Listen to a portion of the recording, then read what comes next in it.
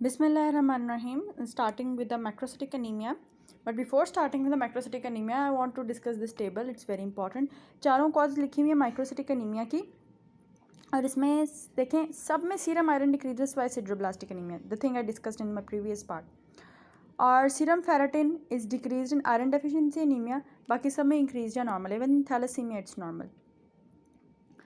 Transferring tissue iron binding capacity would be increase in iron deficiency anaemia, बाकी सब में it is decreased या normal.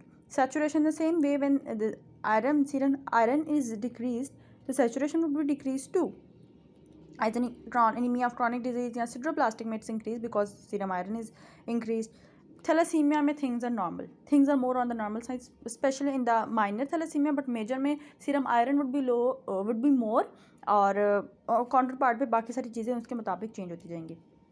Macrocytic anaemia से start करने से पहले I would like to go through a UHS question of 2020 past paper से.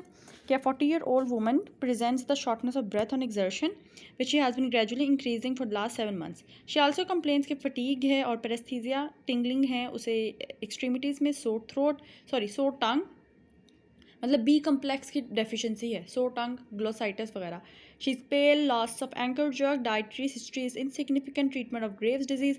Graves disease is most commonly cause granulocytosis like CTLC is 4000, hemoglobin is 4.5, platelet count is 100,000. But MCV is more striking, it's more appealing, it's 119, more than 80, more than 100 से भी ज़्यादा है. तो most likely diagnosis का vitamin B12 deficiency anaemia है. Cobalamin deficiency anaemia most commonly in adult patient because of gastric atrophy, या फिर जिनकी वो सर्जरी हुई होती है, बैरिएटिक सर्जरी हुई होती है, या स्पेशली इन दोज पेशेंट जिनमें एक्लोरहाइड्रिया है या पैराइटल सेल्स जो कि इंट्रिंसिक फैक्टर प्रोड्यूस करते हैं उसके अगेंस्ट ऑटो एंटीबॉडीज़ बन चुकी हुई हैं. तो सारी चीज़ें जो है विटामिन B12 की डेफिशिएंसी कराती हैं. या फिर सीलिएक डिजीज़ या Crohn's disease, regional enteritis, blind loop syndrome, they can all block the absorption of vitamin B12. Clinical present कैसे करती है विटामिन B12 की डेफिशिएंसी? एक तो एनीमिया के सिम्टम्स, और दूसरे जो CNS के सिम्टम्स है like neuropathy, peripheral neuropathy, position sense abnormality, vibratory. Posterior column तो तकरीबन सारा ही उड़ जाता है ना, प्रोप्रियोसेप्शन, वाइब्रेशन, ये सारी चीज़ें उड़ गई. Psychiatric abnormality, autonomic, motor, cranial nerve, bowel, bladder and sexual dysfunction, glossitis, diarrhoea, abdominal pain में आकर, क्योंकि बाकी भी तो विटामिन B कम्प्लेक्स पूरा ही डेफिशिएंट लगता है ऐसे पेशेंट्स में. How would you diagnose in such patients जिन्हें vitamin B12 deficiency? How would you get a diagnosis of it? एक तो आप बनाएंगे पेरिफेरल स्मीयर, उस पर आप देखेंगे कि मैक्रोसिटिक मैक्रोवेलोसाइट्स दिख रहे हैं. दूसरा हाइपर सेगमेंटेड न्यूट्रोफिल्स, 3 से 4 लोब्स नॉर्मल होते हैं, तो 6, 7 या 5 लोब्स दिख रहे हैं न्यूट्रोफिल्स पे, तो यार hyper segmented neutrophils. Lobe count is like more than 4. Reticulocyte count would be reduce. और चूंकि इमेच्योर रेड ब्लड सेल्स की हिमोलिसिस हो रही होगी, जहाँ कहीं भी हिमोलिसिस हो रही है ना, वहाँ आंखें बंद करके आप LDH को रेज कर सकते हो, और अनकंजुगेटेड बिलिरुबिन जो इंटरेक्ट बिलिरुबिन है उसको भी रेज कर सकते हैं. LDH, bilirubin, they all are raised, and even iron level is raised due to mild hemolysis of immature erythrocytes. What is the most specific test vitamin B12 को identify करने के लिए?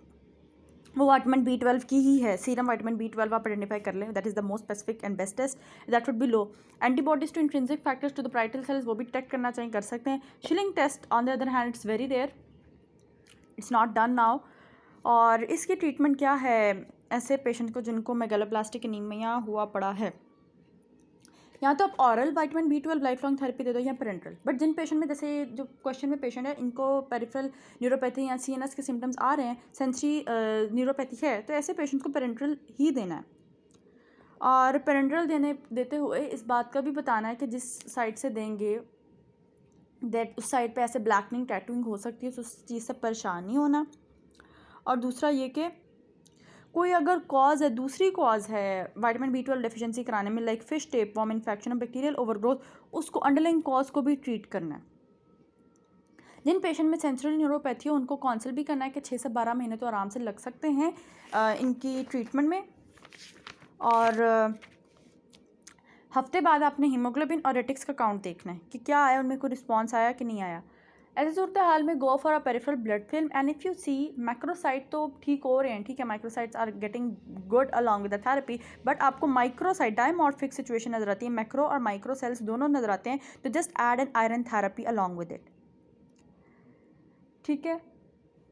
जब थेरेपी आप दे रहे हैं मैक्रोवेलोसाइट्स को ठीक करने के लिए और मेगालोब्लास्टिक एनीमिया को ठीक करने के लिए, there can be a situation in the initial phase that there occurs severe hypokalemia and fluid overload, the iron overload because of increased erythropoiesis and cellular uptake of potassium बहुत ज़्यादा हो चुका हुआ, increased blood volume. तो once it is treated for vitamin B12 deficiency due to pernicious anemia, other reversible causes with another causes, तो patient को life long cobalamin की therapy पे हम लोग रख सकते हैं। इसके साथ फॉलिक एसिड रिप्लेस भी कर सकते हैं। Folic acid replacement would be helpful अगर हमारे पास विटामिन B12 नहीं भी इतना, तो फॉलिक एसिड इटसेल्फ जो है विटामिन B12 की डेफिशिएंसी को वो फुलफिल कर सकती है, बट न्यूरोलॉजिकल सिम्टम्स नहीं फुलफिल कर सकती। फॉलिक एसिड डेफिशिएंसी को हम पढ़ लेते हैं। B9 की डेफिशिएंसी फॉलिक एसिड डेफिशिएंसी है, और लार्ज अमाउंट ऑफ अल्कोहल या कोई ऐसी ड्रग लाइक फेनिटोइन मेथोट्रेक्सेट उसकी वजह से ये इफेक्ट करती है B9 के एब्जॉर्प्शन को, डेफिशिएंसी करा देती है फॉलिक एसिड की। And how would you diagnose again serum B9? Folic acid level would be low and low red blood cell level. One more test that is used to distinguish के megaloblastic anemia जो macrocytic anemia, that's because of folic acid या vitamin B12 deficiency, तो वो फिगलो test है जो हम करा सकते हैं। What is the treatment? Folic acid deficiency तो obviously 5 milligram folic acid daily for 3 weeks and it could be continued. Specially in pregnant patient में या जिन्हें ऑटोइम्यून हीमोलिटिक एनीमिया है, तो ऐसे पेशेंट में हम लोग कंटिन्यू रखेंगे फॉलिक एसिड की थेरेपी। नेक्स्ट है हमारे पास हीमोलिटिक एनीमियाज़। अब हीमोलिटिक एनीमियाज़ को क्लासीफाई किया गया हेरिडिटरी एनीमियाज़ में और एक्वायर्ड एनीमियाज़ में। हेरिडिटरी वो हैं जो पैदाइशी तौर पे मसले हैं, यहाँ पे नस्लन चलते आ रहे हैं, like membrane defects of hereditary spherocytosis, hereditary elliptocytosis. Spherocytosis में स्फेयर शेप्ड होंगे, लिप्टोसाइटोसिस में एलिप्टिक शेप्ड होंगे। मेटाबॉलिज्म में अगर डिफेक्ट हो, G6PD deficiency, pyruvate kinase deficiency, या हीमोग्लोबिन में डिफेक्ट हो, सिकल सेल का ट्रेट हो या सिकल सेल डिजीज़ हो या हीमोग्लोबिन C का ट्रेट हो। हीमोग्लोबिन S जो है सिकल सेल ट्रेट वो कैसे बनता है? अगर ग्लूटामिक एसिड की जगह वैलिन आके लग जाए, राइट। ग्लूटामिक एसिड की जगह अगर वैलिन आके लग जाए तो सिकल सेल के वो हीमोग्लोबिन बन जाए, और अगर ग्लूटामिक एसिड की जगह लाइसिन आके लग जाए तो हीमोग्लोबिन C बन जाती है। एक्वायर्ड एनीमियाज ऑफ हीमोलिटिक में the causes are warm antibody type या cold antibody type autoimmune anaemias. Warm में IgG एंटीबॉडी मिलेगी, कोल्ड में IgM एंटीबॉडी मिलेगी। या ऑल इम्यून एनीमियाज जिसमें हीमोलिटिक ट्रांसफ्यूजन है, hemolytic disease of newborn, red cell fragmentation syndrome, malaria, clostridium infection, domestic substances and burns, drugs, liver या renal disease, and even proximal nocturnal hemoglobinuria is an acquired anemia. Acquired haemolytic anaemia, कोई भी haemolysis हो या कोई भी haemolytic state हो, आपने आंखें बंद करके मैंने कहा था कि LDH लेवल और इनडायरेक्ट बिलिरुबिन के लेवल क्या कर देने, रेज कर देने, ठीक। और ऐसे सूरत हाल में patients they do need transfusion reactions. Hereditary spherocytosis में जो क्वेश्चन पूछा जाता है मोस्ट इंपॉर्टेंट, एक तो ऑटोसोमल डोमिनेंट, और दूसरा इसकी इन्वेस्टिगेशन ऑफ चॉइस में हम क्या करते हैं, ऑस्मोटिक फ्रेजिलिटी टेस्ट करवाते हैं। और ऑस्मोटिक फ्रेजिलिटी टेस्ट का ये मतलब है कि सेल्स जो होंगे ऑब्वियसली इनकी मेम्ब्रेन्स इतनी ज़्यादा परमेबल होती हैं तो ऑस्मोसिस के थ्रू द रप्चर, इसका ऑस्मोटिक फ्रेजिलिटी टेस्ट ये MCQ में बहुत इंपॉर्टेंट है। फिर लेप्टोसाइटोसिस में इलिप्टिक सेल्स होते हैं, ऑब्वियसली द आल्सो रप्चर, ये स्प्लीन मेगेली भी कॉज कर सकते हैं बिकॉज स्प्लीन से पास करते हुए they get rupture. Glucose 6 phosphate dehydrogenase deficiency is a deficiency of an enzyme that helps in reducing the oxidative products. Oxidative stress को न्यूट्रलाइज करने के लिए दिया जाता है, यूज़ किया जाता है ये एंजाइम नेचुरली बॉडी में, बट जिनमें डेफिशिएंट हो, जिनमें ना हो, जैसे कि मोस्टली नेचुरली जो मलेरियल बेल्ट है हमारी दुनिया में जोग्राफिकली, उस एरिया में G6PD deficiency is most common. Heterozygotes जो मलेरियल हेट्रोजाइगोट्स जो कैरियर हैं,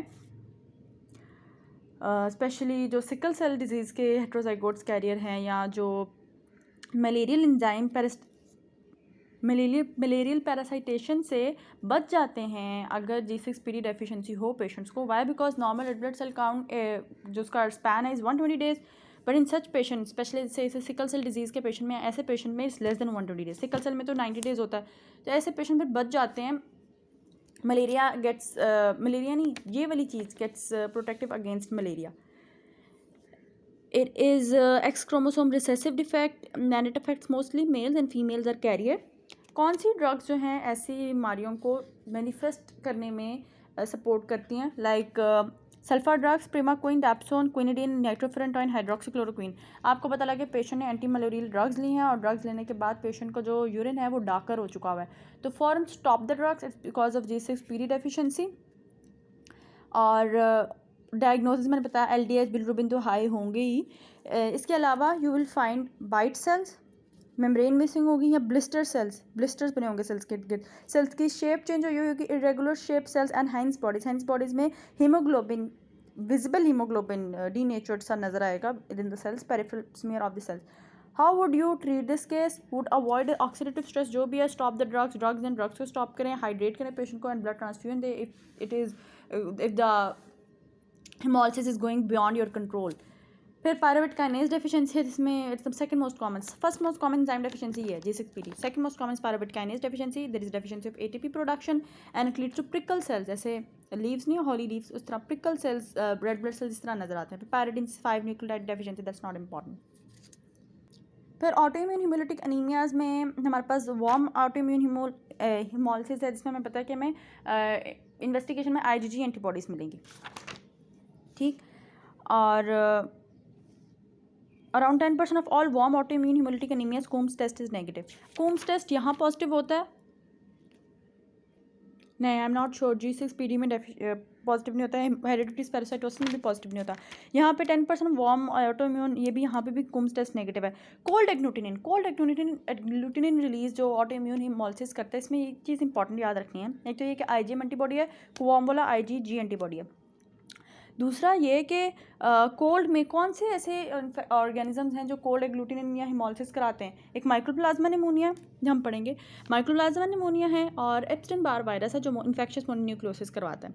इन दो ऑर्गेनिज्म के अलावा, एक वायरस और एक बैक्टीरिया के अलावा, हमारे पास कौन सी मैलिग्नेंसी है जो कि कोल्ड एग्लूटिनिन डिजीज़ करा सकती है? एक लिम्फोमा है और एक वेल्डर-स्टॉर्म मैक्रोग्लोबिनीमिया है। ये दो चीज़ें, ये मैलिग्नेंसीज की, और सबसे ज़्यादा माइक्रोप्लाज्मा निमोनिया, ये तो याद रखना क्योंकि UHS के प्रॉफ में MCQ भी आया हुआ है।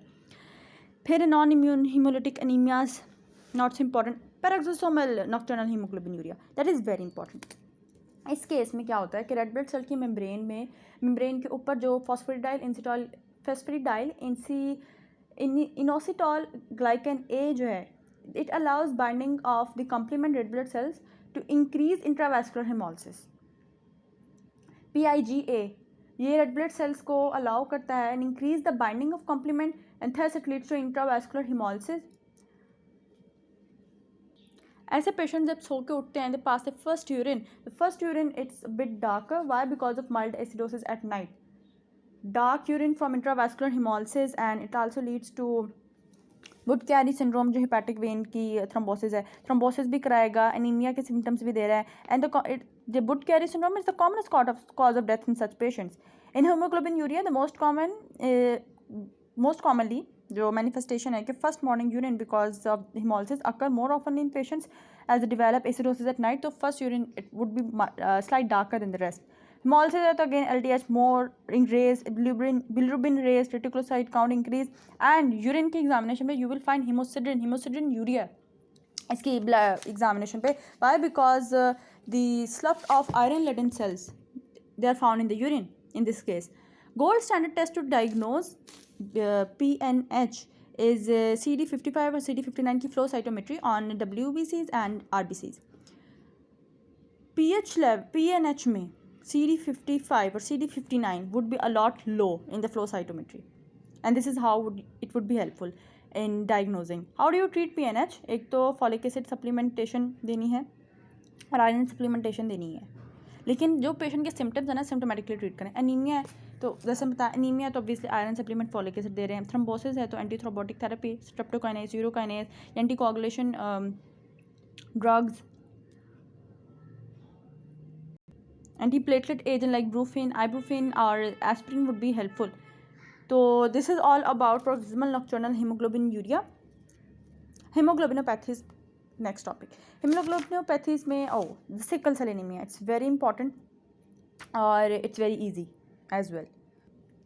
When we say sickle cell anaemia, you must recognise कि सिकल सेल डिजीज़ अलग चीज़ है और सिकल सेल ट्रेट अलग चीज़ है। It's an autosomal recessive disorder, इसमें बीटा चेन के ऊपर ही पोजीशन 6 पे ग्लूटामिक एसिड की जगह क्या लग जाता है? वेलिन सब्सटीट्यूट कर जाती है, ये बन जाती है haemoglobin S।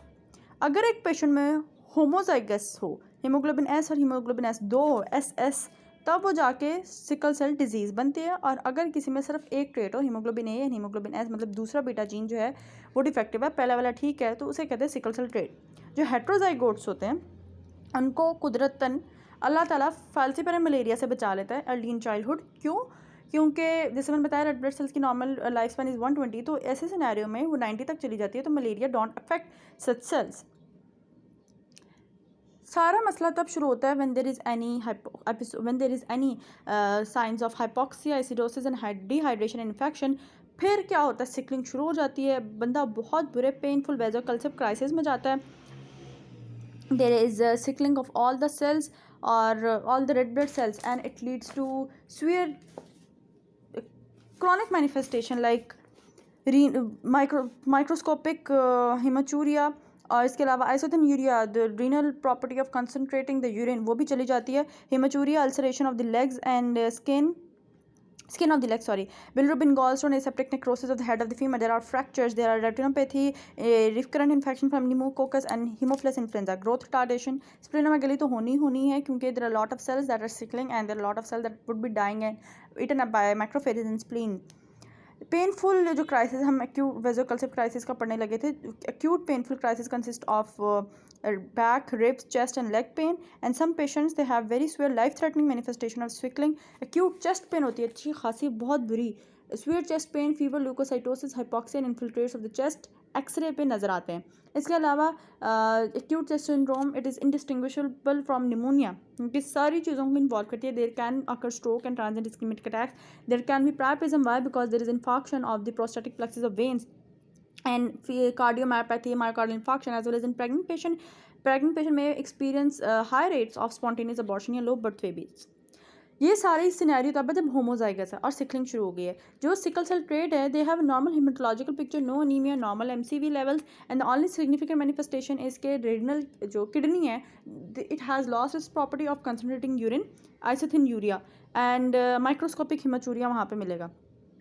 There is increase frequency of UTI, but ये सिर्फ ट्रेट में, उसमें नहीं है डिजीज़ में। यहाँ पे हम लोग फीचर्स पढ़ते हैं। Ocular retinopathy, proliferative retinopathy, vitreous bleed, pulmonary में sickle chest syndrome, infection, pulmonary hypertension, osteomyelitis, bones की सारी, enuresis, haematuria, papillary necrosis, dactylitis, arthropathy. Blood film देखें, there are sickle cells and there are nucleated red blood cells. हालांकि normal nucleated red blood cells इस तरह body में नहीं होते, marrow के अंदर ही होते हैं। There is avascular necrosis of the head of the femur, as I told, splenic infarct. इतनी सिकलिंग हुई है कि there splenic infarct, there will be splenomegaly. Cardiac में sickle, myocardium, cardiomegaly and the transfusional overload, because transfusion दी जाती है ऐसे patients को। हम आगे मैनेजमेंट में पढ़ते हैं। CNS में fits, subarachnoid haemorrhage, stroke, transient ischaemic attack all can occur. Sequestration crisis, sickle cell syndrome. अच्छा, ऐसे पेशेंट को खुदा ना खास्ता पार्वोवायरस B19 से अगर इन्फेक्शन हो जाए तो 2 वीक्स के लिए parvovirus B19 about 2 weeks like 14 days तक के लिए वो एप्लास्टिक क्राइसिस करा देती है।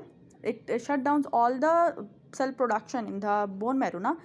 तो ऐसे पेशेंट के पास रिजर्व तो होता नहीं, किसी नॉर्मल इंसान को हो तो उसके पास रिजर्व तो होगा, बट रिजर्व हो गया and he could be cured. But ऐसे पेशेंट्स के पास जो सिकल सेल डिजीज़ से सफ़र करें, they don't have a reserve to utilise while के पार्वोवायरस B19 इन्फेक्शन कॉज करके फिर जाए, तो इनमें ए प्लास्टिक क्राइसिस हो जाता है। How would you investigate sickle cell disease है? माइक्रोक्रोम जो हाइपोक्रोमिक रेड ब्लड सेल्स आपको दिखेंगे, there will be reticulocytes, a lot of reticulocytes and target cell thalassaemia में भी दिखते हैं। Hyposplenism and the rate of hemoglobin S. The best diagnostic test is electrophoresis. Electrophoresis is more specific test और आपको दिख जाएगा hemoglobin S. And how would you manage? सबसे पहले तो you have to treat the patient from crisis. Fluids, the analgesics, oxygen, antibiotics is given in the patients with infection or even in patients with fever and leukocytosis, because that hints towards infection. Ceftriaxone should be given as the preferred agent अगर pneumococcus या Haemophilus influenza infection है। Severe life threatening manifestation में जैसे कि acute chest syndrome हो गए, CNS manifestation, priapism and acute cardiac manifestation, ये manage की जाती हैं रेड सेल ट्रांसफ्यूजन से अगर तो हेमाटोक्रिट लो है। But if the haematocrit normal haematocrit ज़्यादा है बट ये सिकलिंग स्टार्ट वैसी हो चुकी हुई है due to some other trigger, तो ऐसे सिनेरियो में दे exchange transfusion would be better choice than transfusion of blood. Chronic management में folic acid supplementation देनी है। vaccination against the especially against the capsulated encapsulated organism pneumococcus and influenza and hydroxyurea. Why hydroxyurea would be beneficial?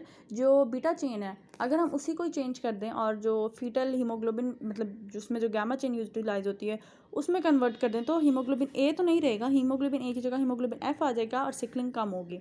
It will decrease the frequency of vaso-occlusive crisis. And last but not the least, bone marrow transplantation is very, very, very essential. So on this note, I'm ending this part. और next part में हम शुरू करते हैं I guess leukemias. Let's see what's in the list. Next part. Jazakallah khair.